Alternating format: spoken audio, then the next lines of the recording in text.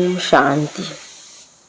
Service सारी सृष्टि का करने वाला परमात्मा बच्चों को भी सर्विसेबल बनाते हैं। परमात्मा कहते हैं, परमात्मा का दिया हुआ यह ज्ञान कोई भी आत्मा वंचित न रहे। इस सर्विस का बहुत शौक होना चाहिए। और उससे बड़ी बात, सर्विस भी वही करेंगे जिनकी बुद्धि विशाल है। विशाल बुद्धि बन करके सर्विस की भिन्न भिन्न युक्तियाँ निकालेंगे। जो बातें हमारे काम की नहीं है उन्हें नहीं सुनना है, नहीं देखना है। तो इसलिए बाबा की सेवा करना, बाबा का ज्ञान सुनाना बहुत ही श्रेष्ठ कर्तव्य है, बहुत श्रेष्ठ कार्य है। बाबा के घर में हर एक आत्मा का कल्याण होता है। ज्ञान के सागर बाबा हम बच्चों की आत्मा को जो मैली हो गई है, पतित हो गई है, उसको साफ करते हैं। बाबा कहते हैं, बच्चे सदा बाबा की आज्ञाकारी बनकर इस श्रीमत का हमें पालन करते रहना है। तो सुनते हैं 6 सितंबर 2023 बाप दादा के साकार महावाक्य। बाबा बोले, मीठे बच्चे, सर्विस का शौक रखो, विशाल बुद्धि बन, सर्विस की भिन्न भिन्न युक्तियाँ निकालो। जो बातें बगैर अर्थ है उन्हें करेक्ट करो। प्रश्न में आत्मा जो अजामिल जैसी गंदी बन गई है, उसको साफ करने का साधन क्या है? उत्तर में उसे ज्ञान मान सरोवर में डुबो दो। अगर ज्ञान सागर में डूबे रहें तो आत्मा की मैल साफ हो जाएगी। दूसरा प्रश्न है, ब्राह्मणों के लिए सबसे बड़ा पाप कौन सा है? उत्तर में ब्राह्मण अगर बाप की आज्ञा ना माने तो ये बहुत बड़ा पाप है। बाप की पहली आज्ञा है तो मुझे निरंतर याद करो, लेकिन बच्चे इसमें ही फेल हो जाते हैं। फिर माया कोई ना कोई भी कर्म करा देती है। गीत है, छोड़ भी दे आकाश सिंहासन, अब धरती पर आ जा रे। ओम शांति। बच्चों की बुद्धि में क्या आता है? कौन आया है? बाप, टीचर, सदगुरु। माता पिता अक्षर तो जरूर चाहिए। माता पिता अक्षर भारत में प्रचलित है। तुम माता पिता हो, पीछे तुम कह सकते हो बाप दादा। वैसे तो माता पिता में बाप दादा आ जाता है, परंतु नहीं, ये समझाने का तरीका है। क्योंकि बाप है, बाप माँ भी जरूर चाहिए। अब माता पहले कौन है? यह है गुहे ते गुहे बात जो कोई समझ ना सके।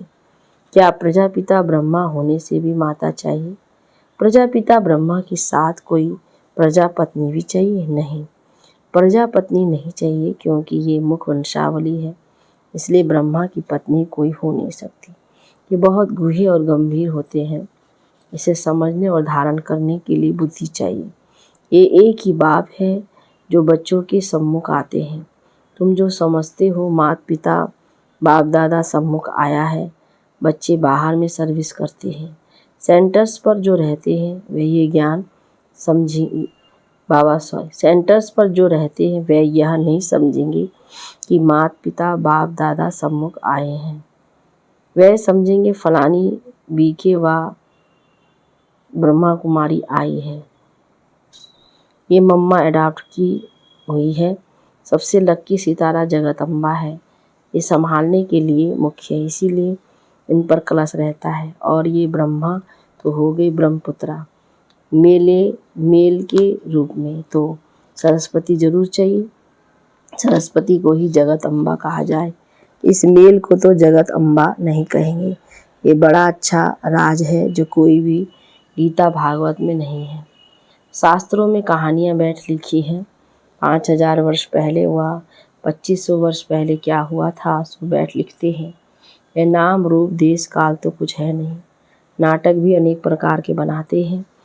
यह बाप बैठ सम्मुख अच्छी रीति समझाते हैं। ये बच्चे हर एक बात को पूरा समझ जाएं। इन गीतों में कई बगैर अर्थ अक्षर हैं। अब आकाश तत्व तो यह है, इसमें तो हम बैठे हैं। जिस पारलौकिक बाप को सब याद करते हुए कोई आकाश तत्व से आते नहीं हैं। अगर श्री कृष्ण की आत्मा कहे वह तो यहाँ ही है। सब मुख्य आत्माएं हैं, धर्म स्थापक आदि यहाँ ही हैं। श्री कृष्ण की आत्मा भी 84वें जन्म में यहाँ ही है। कि आत्मा को तो बुला ना सके, ये परमपिता परमात्मा को बुलाया जाता है कि आओ, अपना महतत्व निर्माण धाम छोड़कर वहाँ से आओ। तुम आत्माओं का सिंहासन तो महतत्व है। आकाश में तो तुम जीवात्माएं रहती हो, ये मांडवा है खेल चलने का। जब गीत सुनते हो दिल में आप ही करेंट करते जाओ। बाबा कहते जैसे जैसे बाबा ज्ञान सुना रहे हैं करेक्ट करते जाओ। यह तो जिन्होंने नाटक बनाए हैं उन्होंने ही फिर गीत बनाए हैं। फिल्म शूट करने वालों को भी समझाना चाहिए, इसमें बड़ी विशाल बुद्धि चाहिए। बाबा राय देते हैं सर्विस करने लिए। ये ड्रामा जिसने बनाया है उन्हें समझाना चाहिए, उनसे मिलना चाहिए, इतनी समझ चाहिए। बाप तो डायरेक्शन देंगे, बाप को तो जाकर नहीं पूछना है। बाप तुम बच्चों को डायरेक्शन देंगे, ऐसे ऐसे करो, श्रीमत पर चलो। गीत वास्तव में धरती ये भारत खंड है, भारत में ही उनका आना होता है, भारत ही उनका बर्थ प्लेस है। सभी उस निराकार फादर को ही बुलाते हैं। श्री कृष्ण तो सबका फादर नहीं है, और मुरली जो दिखाते हैं वे कोई काठ की तितूरी तो नहीं है जो श्री कृष्ण के हाथ में देते हैं। मुरली तो वास्तव में ज्ञान की है। गॉडेस ऑफ नॉलेज सरस्वती को कहते हैं। राधे को नहीं कहेंगे, श्री कृष्ण को भी नहीं कहेंगे। तो जोड़ी है बाप और बच्चे की। सरस्वती को कहा जाता है गॉडेस ऑफ नॉलेज। तो जरूर प्रजापिता ब्रह्मा ब्रह्मपुत्रा भी गॉड ऑफ नॉलेज होना चाहिए, लेकिन ब्रह्मा के लिए तो गाया नहीं जाता। गॉड इज नॉलेजफुल कहा जाता है, ब्रह्मा नॉलेजफुल नहीं, गॉड इज नॉलेजफुल। परमपिता परमात्मा ज्ञान सागर है, तो जरूर अपने बच्चों को ज्ञान देंगे। पहले पहले इनमें प्रवेश कर इन द्वारा दूसरों को देते हैं। इन्हें सब लक्की सितारे आ जाते हैं। ज्ञान सूर्य, फिर ज्ञान चंद्रमा, ये ब्रह्मा हुई। फिर चाहिए ज्ञान चंद्रमा के नज़दीक एक सितारा जो चंद्रमा के सामने खड़ा रहता है। वे बहुत तीखा होता है, उनको ज्ञान लक्की सितारा कहेंगे। का नाम सरस्वती रखा हुआ है। सरस्वती बेटी हो गई ना, ये तो बाप भी हुआ, बड़ी नदी भी हुई। बहुत बड़ी नदी है, सब नदियों का मेल सागर में होता है। सागर और नदियों का मेला लगता है। सरस्वती की सागर में मिलती है, उनका मेला नहीं लगता है। मेला ब्रह्मपुत्र नदी का लगता है। ये नदी वंडरफुल है, मेल है। नदी तो फीमेल को कहा जाता है। ये गुहराज बहुत समझने लायक है, परंतु यह बातें पहले पहले कोई को नहीं बतानी चाहिए। पहले तो लौकिक माता पिता पारलौकिक माता पिता का राज समझाना चाहिए। लौकिक माता पिता से अल्पकाल क्षणभंगुर सुख का वर्षा मिलता आया है, ये तो पक्का याद रहना चाहिए। दूसरा कोई दो बाप का राज भी समझा ना सके, वह तो जानते ही नहीं। गाते हैं तुम माता पिता, अब पिता स्वर्गवापी है तो माता कहाँ गई, ये समझने की बात है ना। माता पिता चाहिए ना, माता पिता कहा जाता है निराकार को, परंतु ये समझते नहीं कि इनको माता पिता क्यों कहा जाता है। वह तो गॉड फादर है। फिर कहते हैं एडम और ईव, एडम ही ईव है, यह नहीं समझते। प्रजापिता ब्रह्मा वही फिर माता हो जाती है, एडम और ईव, अथवा आदम बीवी कहते हैं, परंतु अर्थ नहीं समझ सकते हैं। बच्चे समझ सकते हैं। आदम बीवी वास्तव में यह है, बीवी सो आदम है, इनको बीवी आदम दोनों कह देती हैं। वह तो बाप, ये बड़ी पेचूली बातें हैं। भारत में गाते हुए तुम माता पिता, ऐसी सुनी सुनाई बातों पर गाते रहते हैं, अर्थ कुछ नहीं समझते। सतयुग को बहुत दूर ले गए हैं, लाखों वर्ष कह देते हैं। लॉन्ग लॉन्ग भी कितना, कहानी तो नज़दीक की ही सुनाई जाती है। तुम समझा सकते हो लॉन्ग लॉन्ग ईगो, यानी 5000 वर्ष पहले इस भारत में देवी देवताओं का अखंड अटल सुख शांतिमय राज्य था, और कोई राज्य नहीं था। यह अक्षर कोई विद्वान आचार्य कह ना सकते। देवी देवताओं का राज्य था, मालूम होना चाहिए कैसे स्थापन हुआ, लक्ष्मीनारायण कैसे बने, कैसे उन्होंने राजाई स्थापन हुई।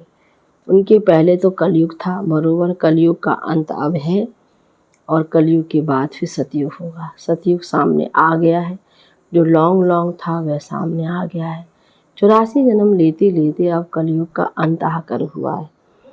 अभी तुमको कहेंगे 5000 वर्ष पहले लक्ष्मी नारायण का सतयुग में राज्य था, अभी नहीं है।